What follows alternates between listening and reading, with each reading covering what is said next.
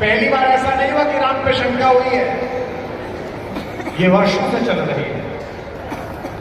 राजाओं के राजा, देवताओं का राजा इंद्र एक दिन सुबह सुबह पूजा कर रहा था गढ़ा वालों, बागेश्वर धाम वालों को। उसका एक लड़का था अभद्र वशाली जयंत। इसे राजनीतिक रूप से मत लेना, राजाओं के लड़के अक्सर बदतमीज होते हैं।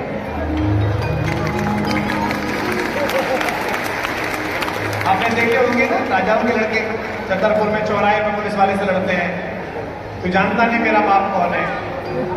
पुलिस वाला कहता भाई तुझे शंका होगी, मुझे क्या शंका है, मैं कहता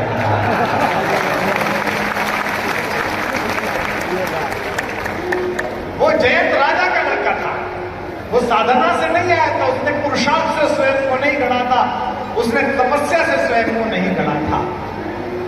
धर्म जगत के शोधार्थियों के लिए शोध का विषय है कि बागेश्वर पीठ पिछले 5 वर्ष से इतना प्रासंगिक कैसे हो गया, एक दिन में नहीं हुआ है। तपस्वी बाबा और सन्यासी बाबा ने अपने तप का बीज या गहरा गाड़ा है, जिसमें अपनी साधना और परिश्रम का पसीना इस नवयुवक ने लगाया है, तब जाकर ये वृक्ष खड़ा हुआ है जिसे बागेश्वर पीठ कहा है। हाँ, ये तय है कि आने वाले वर्षों में जब नाम लिखा जाएगा इस पीठ के महात्म्य का, तो इसके पुनर्जीवन, इसकी प्रतिष्ठा की पुनर्प्राप्ति का सेहरा इनके सिर बांधा जाए, निश्चित रूप से बांधा जाए।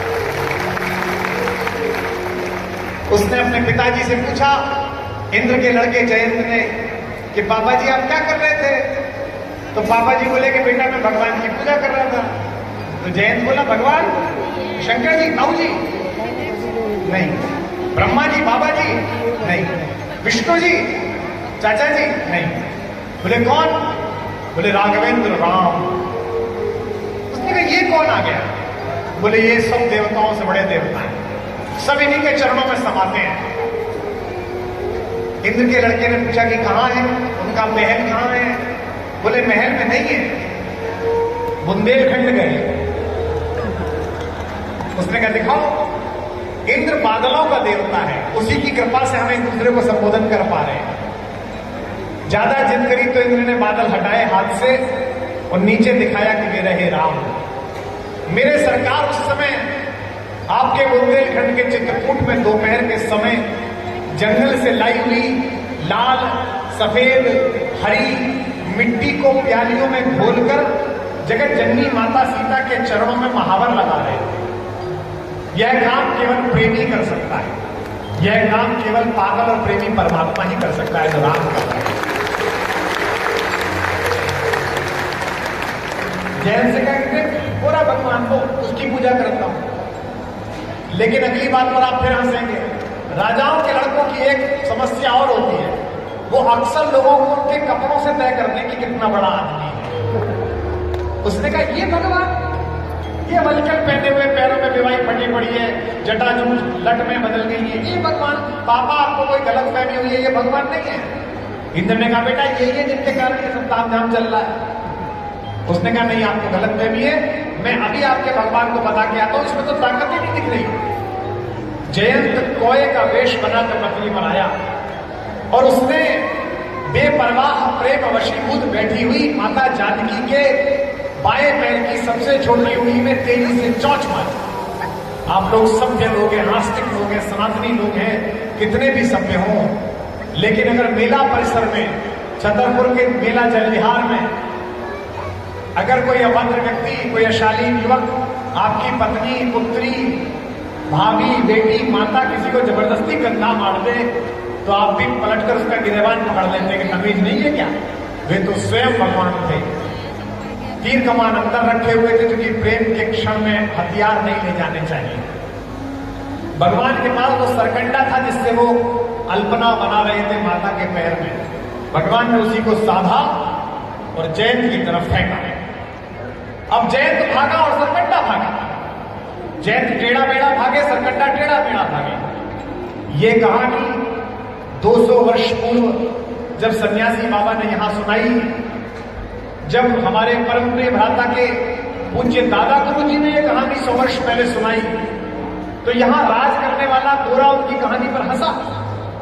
बोला ये पंडित मूर्ख बनाता है, क्योंकि जो वेट है मां से तो सीधी रेखा में जाता है, टेढ़ी मेढ़ी रेखा में कैसे सरकंडा गया? लेकिन जब सेंसर इजाद हुआ और चलती हुई मिसाइल के पीछे चलते हुए हवाई जहाज के पीछे टेढ़ी मेढ़ी मिसाइल ने जाके हवाई जहाज को मारा, तो 200 वर्ष पहले कहने वाला मेरा पंडित जीत गया और पश्चिम का घोड़ा हार गया। तर्कशाह मैं विज्ञान के लोगों से कहना चाहता हूं कि अगर हमारे धर्मशास्त्र की कोई व्याख्या आपकी वैज्ञानिक परखनली में सत्य सिद्ध नहीं हो रही, तो इसका मतलब ये नहीं है कि ये हुई नहीं थी। इसका मतलब यह है कि अभी आपकी शोध की साधना वहां तक नहीं पहुंची जहां तक मेरे ऋषियों की साधना पहुंच गई।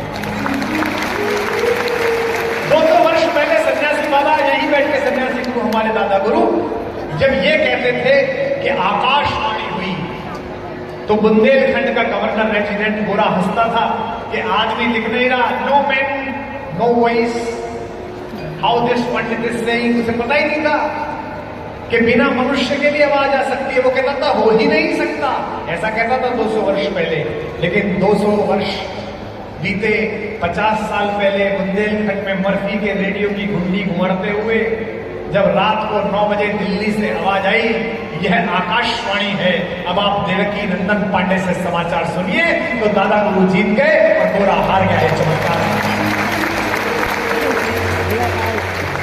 आज से 200 वर्ष पहले जब सन्यासी बाबा और दादा गुरु यहाँ प्रवचन करते थे और कहते थे कि भगवान ने रावण की नाभि में तीर मारा, रावण गिरा और सामने पटल पर देवता प्रकट हुए, स्वयं दशरथ आए नीचे उतर गए, है ना।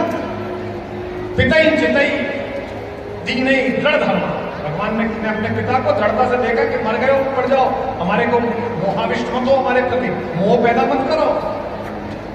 तो गोरा हंसता था कि बिना प्रेजेंस के आदमी कैसे दिखता है। और आज जब विश्व के किसी भी देश में जब सरयू के तट पर ये घूमने वाले जो ड्रोन हैं, इनमें जलती हुई लाइट, लेजर लाइट जब बादलों पर राघवेंद्र सरकार का चित्र बना देती है, तो हमारे दादा गुरु जीत जाते हैं और गोरा हार जाते हैं।